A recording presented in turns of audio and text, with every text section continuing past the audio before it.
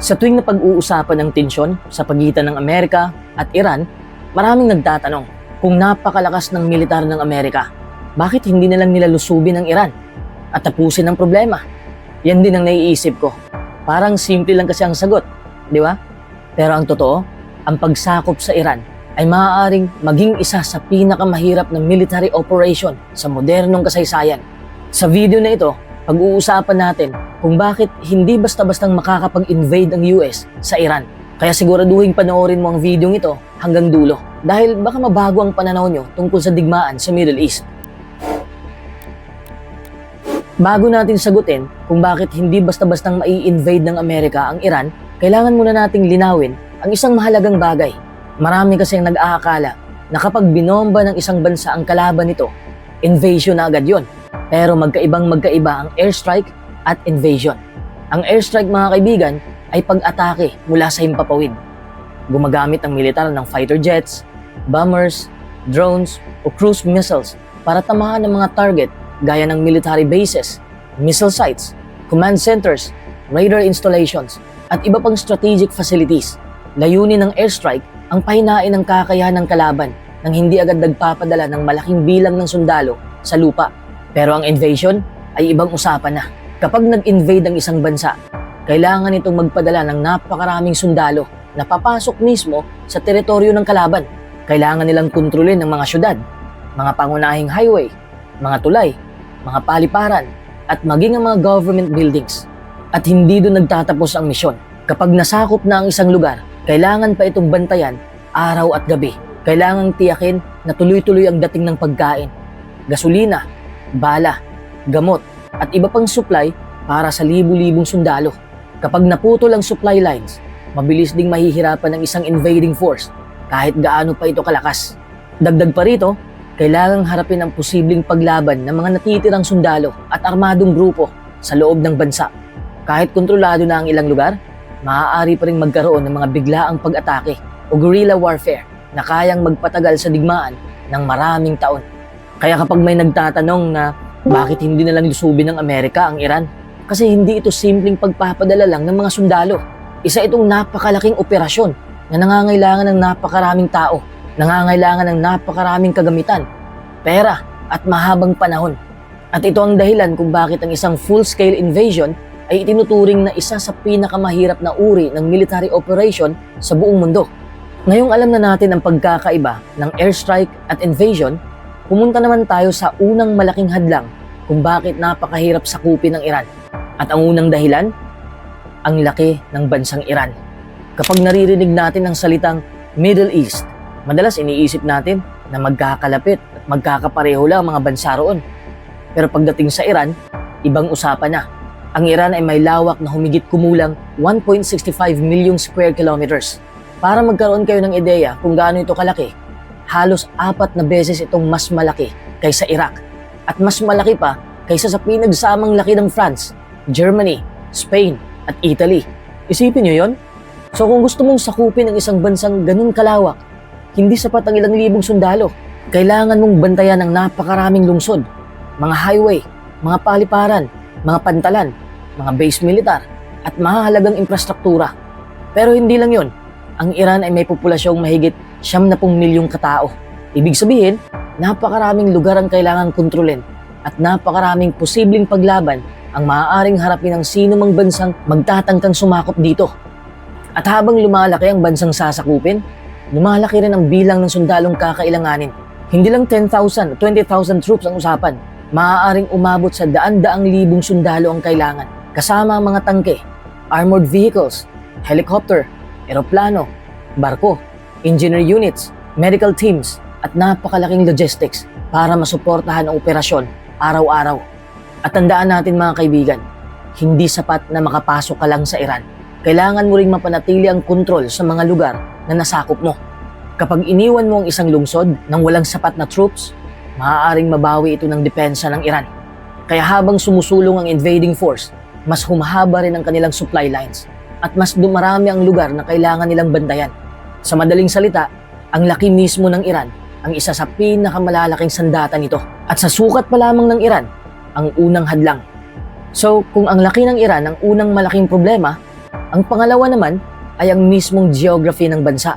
Ito ang isa sa pinakamalaking dahilan kung bakit napakahirap sakupin ang Iran. Kapag titingnan nyo ang mapa ng Iran, mapapansin nyong hindi ito puro kapatagan na madaling daanan ng mga tangke at armored vehicles. Sa hilaga at kanluran ay matatagpuan ang matataas na kabundukan. Sa gitna naman ay may malalawak na disyerto at tuyong kapatagan. Meron ding makikitid na mga lambak at daanang madaling depensahan. Ang mga ito ay nagsisilbing natural na depensa. Bakit? Dahil habang dumadaan ang mga sundalo at sasakyan sa makikitid na kalsada o kabundukan, bumabagal ang kanilang pag-usad. At kapag bumagal ang isang invading force, mas nagiging madali silang targetin. Maaaring manggaling ang mga pag-atake mula sa matataas na bahagi ng bundok, mula sa mga nakatagong posisyon, o kahit sa mga lugar na hindi inaasahan. Bukod pa rito, napakahirap ding magdala ng supply sa ganitong klase ng terrain. Tandaan natin mga kaibigan, ang isang sundalo ay hindi lang bala ang kailangan. Araw-araw kailangan nila ng pagkain, tubig, gasolina, ekstrang pyesa, gamot, at iba pang kagamitan. Kung mahaba ang ruta ng mga supply trucks at dumadaan pa sa kabundukan o disyerto, mas madali itong maharang o maantala. Kapag naputol ang supply, kahit gaano kalakas ang hukbo, unti-unti itong hihina. Hindi rin ito bagong aral sa kasaysayan. Maraming malalakas na hukbo ang nahirapang manalo sa mga bansang may mahirap na geography. Sa iba't ibang digmaan, napatunayang ang bundok at disyerto ay maaaring maging mas epektibong depensa kaysa sa makabagong armas. At ito mismo ang isa sa mga kalamangan ng Iran. Kaya kahit sabihin nating mas moderno ang mga armas ng US, hindi nito otomatikong ibig sabihin na magiging madali ang pagsulong ng kanilang troops sa lupa. Sa digmaan mga kaibigan, hindi lang lakas ng militar ang mahalaga. Ang pinakamalaking kakampi ng isang bansa ay ang mismong lupang kinatatayuan nito. At sa kaso ng Iran, ang geography nito ay isa sa pinakamabigat na hamon na kailangang harapin ng sino mang magtatangkang magsagawa ng full-scale invasion. Ngayon, may isang malaking tanong. Kung kayang bombahin ng Amerika ang mga military base ng Iran, bakit hindi nilang nila pabagsakin ang gobyerno? Kung sa pelikula ang usapan, madalas nating makita na kapag nasira ang headquarters ng kalaban, tapos na ang laban. Pero sa totoong buhay, hindi ganun kasimple ang digmaan. Ang isang gobyerno ay binubuo ng isang buong sistema. May mga leader, may mga militar, intelligence agencies, regional commanders, at iba't ibang institusyon na maaaring magpatuloy sa operasyon kahit masira ang ilan sa kanilang mga pasilidad. Sa loob ng maraming dekada, naghanda ang Iran para sa posibilidad ng isang malawakang pag-atake. Dahil dito, nagkaroon sila ng iba't ibang command centers, underground facilities, at mga alternatibong paraan ng komunikasyon upang hindi madaling maputol ang kanilang kakayahang mamuno. Kaya kahit magkaroon ng matinding airstrikes, hindi ito otomatikong nangangahulugan na babagsak ang buong gobyerno ng Iran. At kahit ipagpalagay nating bumagsak ang kasalukuyang pamahalaan, hindi ibig sabihin ay matatapos na ang digmaan. Sa katunayan, maaaring doon pa lamang magsimula ang mas mahirap na bahagi. Kapag nawala ng sentral na pamahalaan ng isang malaking bansa, maaaring magkaroon ng iba't ibang armadong grupo, lokal na pinuno o mga natitirang unit ng militar na patuloy na lalaban. Yan ang tinatawag na insurgency o gerilyang pakikidigma. Hindi sila nakikipaglaban sa malalaking labanan. Sa halip, gumagamit sila ng maliliit ngunit paulit-ulit na pag-atake, ambush at sabotage na maaaring magpatagal sa isang digmaan ng maraming taon.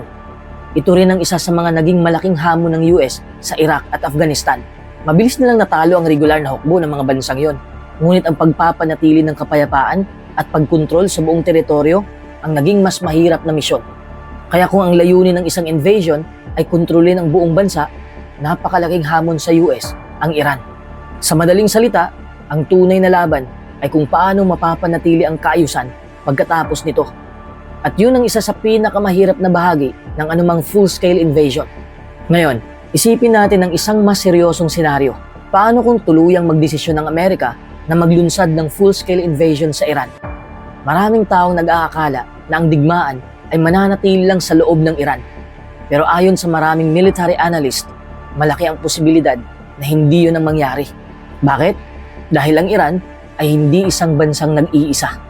Sa paglipas ng maraming taon, nakabuo ito ng iba't ibang kaalyado at armadong grupong may impluwensya sa iba't ibang bahagi ng Middle East. Kung magkaroon ng malawakang invasion, maaaring magbukas ang labanan sa maraming lugar ng sabay-sabay. Halimbawa, maaaring maging target ang mga base ng Amerika sa iba't ibang bansa sa rehiyon. Maaari ring magkaroon ng pag-atake sa mga barkong militar o sa mga barkong komersyal na dumaraan sa Persian Gulf. Kapag lumawak ang digmaan, may panganib ding madamay ang iba pang mga bansa. Maaaring bilang kaalyado ng US o bilang mga bansang direktang maapektuhan ng kaguluhan sa rehiyon. At habang mas maraming bansang nasasangkot, mas nagiging komplikado ang sitwasyon at mas mahirap itong kontrolin. At yan ang isa sa mga dahilan kung bakit napakaingat ng US at ng iba pang malalaking kapangyarihan sa bawat hakbang na kanilang ginagawa. Pagkatapos nating talakayan ang lahat ng mga hamon, isa na lang ang malaking tanong. Kung ganito kahirap ang sitwasyon, ibig bang sabihin ay hindi kayang talunin ng Amerika ang Iran? Hindi naman ganon. Kasi walang duda na ang US ang isa sa may pinakamakapangyarihang militar sa buong mundo. Nangunguna ito sa maraming aspeto. Kung pag-uusapan lang ang kakayahang magsagawa ng airstrikes o long-range missile attacks, napakalaki ng kalamangan ng Amerika. Pero tandaan natin mga kaibigan, ang isang mahalagang prinsipyo sa digmaan.